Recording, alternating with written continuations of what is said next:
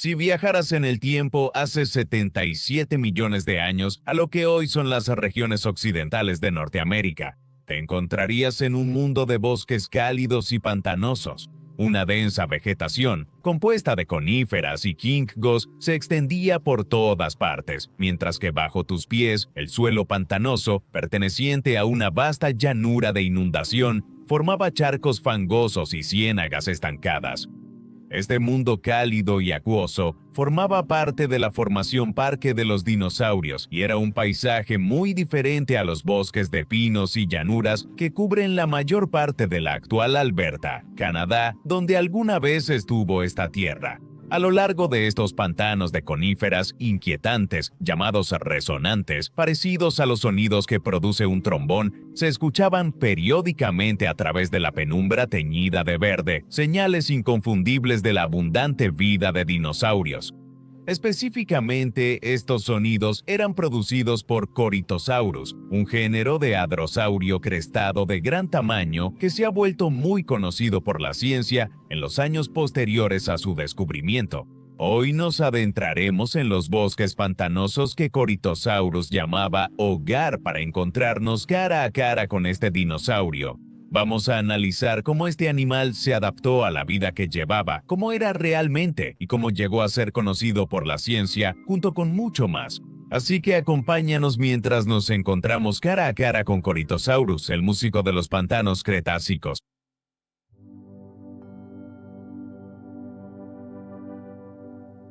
Corythosaurus era miembro de un grupo de dinosaurios herbívoros sumamente exitosos que dominaron la mayoría de las regiones durante el Cretácico tardío.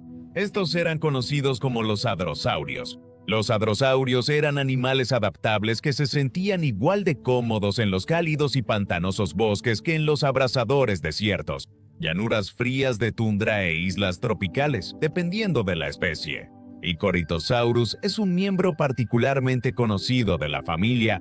Más específicamente, este dinosaurio era un hadrosaurio lambeosaurino que se caracterizaba por sus elaboradas crestas en la cabeza. A menudo eran animales grandes, y se cree que Corythosaurus podía alcanzar poco menos de 8 o 9 metros o entre 25 y 30 pies de longitud. Se conocen dos especies para la ciencia, la especie tipo Corythosaurus casuarius, que fue nombrada en 1914, y una segunda especie descubierta unos años después, Corythosaurus intermedius, nombrada en 1923. Es muy probable que esta última especie sea válida, pero no todos los paleontólogos en el campo la aceptan. En vida, Corythosaurus habría sido un animal alto e imponente, pero su cráneo a primera vista era casi desproporcionadamente pequeño en comparación con el resto de su cuerpo. En la parte superior de su cabeza tenía su distintiva cresta ósea, hueca excepto por pasajes que ayudaban a transportar el sonido cuando emitía llamados. Dentro de la cresta, estos pasajes primero se dividían en cámaras separadas y luego se reunían en una gran cámara central que conducía de nuevo al sistema respiratorio. La cresta habría funcionado como una cámara de eco, proyectando los llamados del dinosaurio hacia los bosques cuando intentaba comunicarse, pero exploraremos eso con mayor detalle más adelante. El tamaño y la forma de la cresta de Corythosaurus han llevado a algunos científicos a comparar la apariencia de su cráneo con la de un casuario moderno. Grandes aves nativas de Oceanía y el sudeste asiático, con estructuras altas y resistentes en la cabeza, parecidas a un casco. De hecho, el nombre Corythosaurus significa lagarto con casco. A diferencia de la mayoría de los hadrosaurios, la boca del Corythosaurus era estrecha, con un hocico tubular cubierto por un pico de queratina. Este pico podía usarse para cortar la vegetación de las ramas de los árboles. Antes, una batería de dientes duros y reemplazables trituraba la comida en la parte trasera de la boca. Al final del hocico se encontraban lo que parecen ser fosas nasales. De hecho, estos son conexiones a los conductos de aire y cámaras dentro de la cresta del dinosaurio, mientras que las verdaderas fosas nasales se encuentran justo encima de los ojos del dinosaurio. Las impresiones fosilizadas de la piel pertenecientes a Corytosaurio indican que este dinosaurio estaba cubierto de escamas poligonales que variaban mucho en tamaño a lo largo de su cuerpo. Algunas eran altas, duras y rugosas, otras eran diminutas, encajando en una intrincada red de pliegues a lo largo del cuerpo del animal. Pero a pesar de que existen estos fósiles, los científicos aún no saben el color del corytosaurio, ya que no se han conservado células de pigmento en ellos. El cuerpo del dinosaurio era profundo y alto, pero estrecho, con espinas dorsales altas que aumentaban la altura total del torso. Sus extremidades delanteras eran delgadas y relativamente cortas en comparación con las grandes extremidades traseras. Y aunque Corytosaurio habría pasado gran parte de su tiempo en cuatro patas, pudo haber estado cómodo levantándose sobre sus extremidades traseras para alimentarse y, cuando lo necesitaba, para correr. Esto también refleja lo que se ha visto en otros dinosaurios, como el relacionado Parasaurolophus, que hemos cubierto recientemente en este canal. Este dinosaurio llamó la atención de los científicos cuando un esqueleto casi completo fue desenterrado en 1911 por el destacado paleontólogo estadounidense Barnum Brown.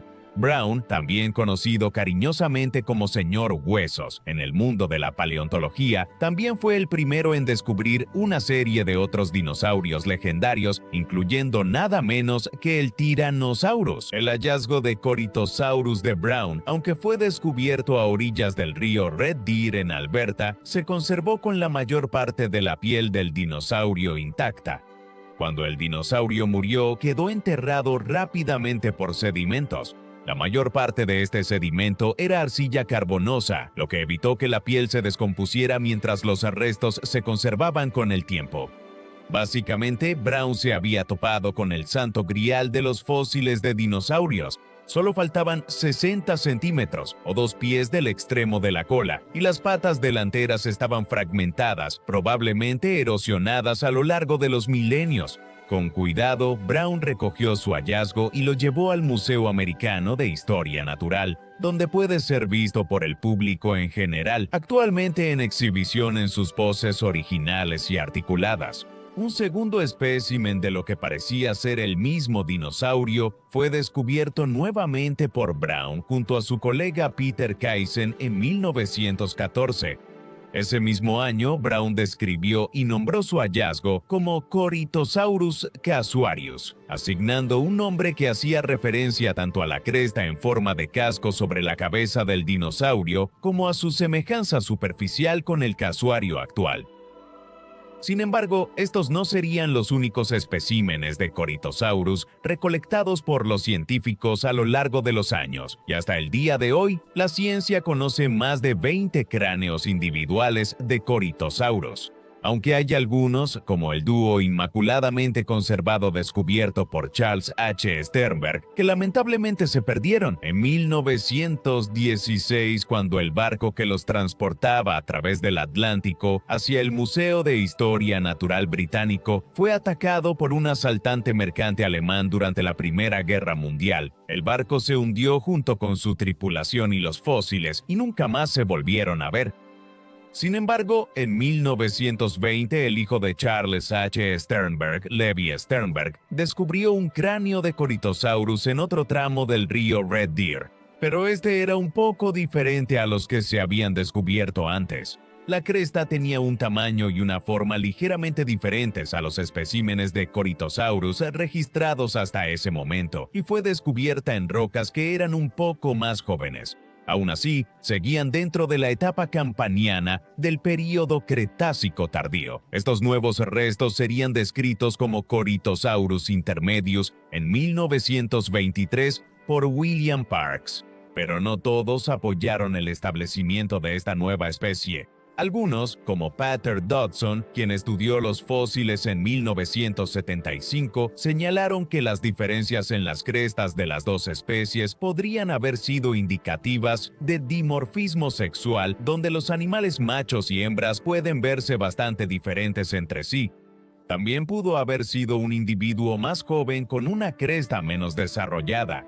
Sin embargo, la mayoría de los paleontólogos interpretan a Corythosaurus intermedius como una especie válida, aunque en realidad pudo haber sido una especie separada que sobrevivió un poco más tarde en el Campaniano que Corythosaurus casuarius.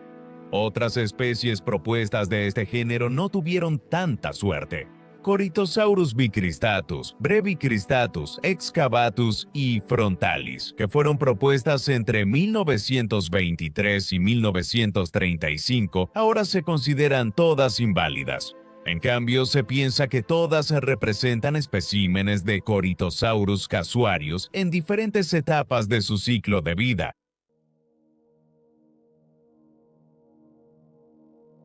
La característica más llamativa de Corythosaurus, su alta cresta en forma de cúpula, ha sido durante mucho tiempo tema de discusión científica.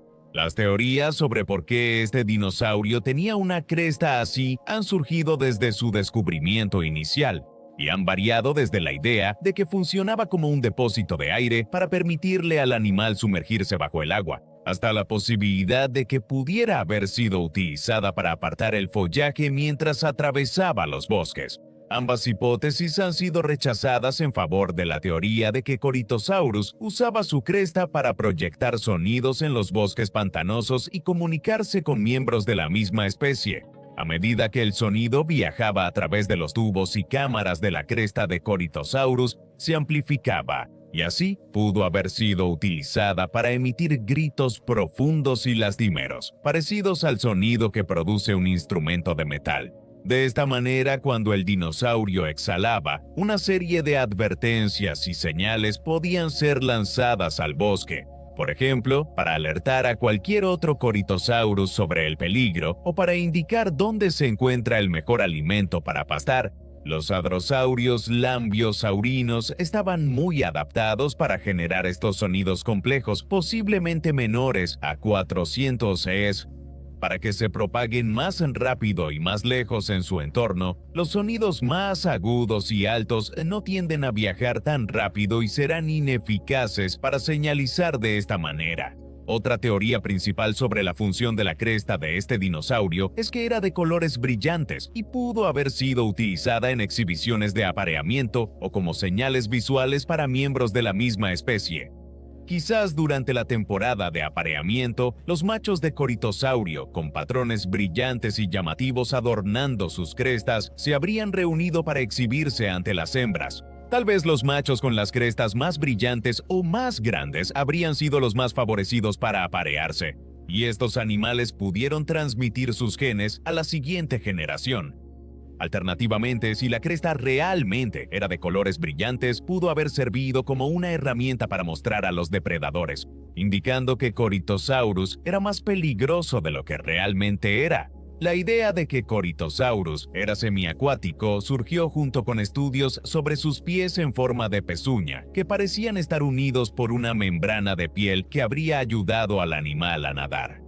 En cambio, los científicos ahora reconocen esto como una forma de almohadilla natural que protegía los dedos del animal mientras caminaba. Las mismas estructuras se encuentran en muchas especies de mamíferos modernos, y parece que los dinosaurios evolucionaron de manera convergente las mismas adaptaciones, lo que les ayudaba a caminar con seguridad por los bosques prehistóricos en los que vivían. En lugar de nadar y bucear para obtener su alimento, Corythosaurus prefería deambular por los bosques en busca de las agujas más jugosas de los árboles de coníferas. De hecho, se sabe que un espécimen de Corythosaurus casuarius tuvo el contenido de su estómago preservado durante el proceso de fosilización, lo que significa que los científicos saben exactamente qué prefería comer esta especie. En el vientre de este animal había una serie de agujas de coníferas seleccionadas, así como semillas frescas, ramitas y frutos. Parece que seleccionaba deliberadamente las hojas más frescas y jóvenes de las ramas, lo que significa que probablemente era un comedor especializado y prefería una dieta específica. Esta dieta selectiva, aunque adecuada para el dinosaurio en ese momento, en realidad pudo haber sido su perdición. Cuando las condiciones finalmente cambiaron hacia el final del Campaniano y los bosques pantanosos comenzaron a desaparecer. Corythosaurus puede que no haya sido capaz de adaptarse siendo tan selectivo con su alimentación y finalmente se extinguió a medida que los recursos disminuían. Además de haber encontrado especímenes adultos bien conservados, varios ejemplares jóvenes de Corythosaurus han sido desenterrados de la formación Dinosaur Park. Esto les ha dado a los científicos una idea de cómo estos animales crecían y se desarrollaban con el tiempo. Los Corythosaurus juveniles parecen haber tenido crestas menos desarrolladas que las de sus contrapartes adultas. Esto significa que no eran tan hábiles para producir los sonidos fuertes y de baja frecuencia que emitían sus padres. En cambio, las crestas parecen haber comenzado a desarrollarse cuando los dinosaurios alcanzaban la madurez. En ese momento, los jóvenes habrían tenido aproximadamente la mitad del tamaño de un Corythosaurus adulto y puede que todavía dependieran de ellos para su protección. Algunos dinosaurios desenterrados de la formación Dinosaur Park, como el Hadrosaurio tetragonosaurus, en realidad se ha descubierto que eran ejemplares juveniles de Corythosaurus, lo que hace que sus géneros sean inválidos. El Corythosaurus ciertamente fue una especie común y exitosa en estos bosques cálidos y pantanosos.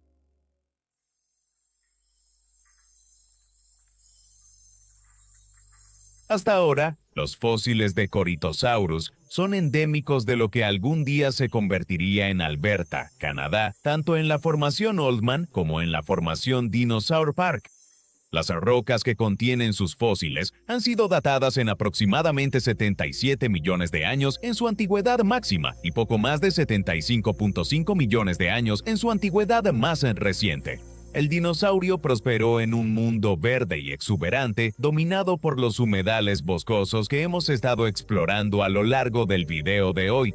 ¿Pero qué más vivía aquí? Bueno, se llama la Formación Parque de Dinosaurios por una buena razón. Y este sitio ha producido muchos especímenes extremadamente bien conservados de grandes reptiles prehistóricos que vivieron junto a Corythosaurio.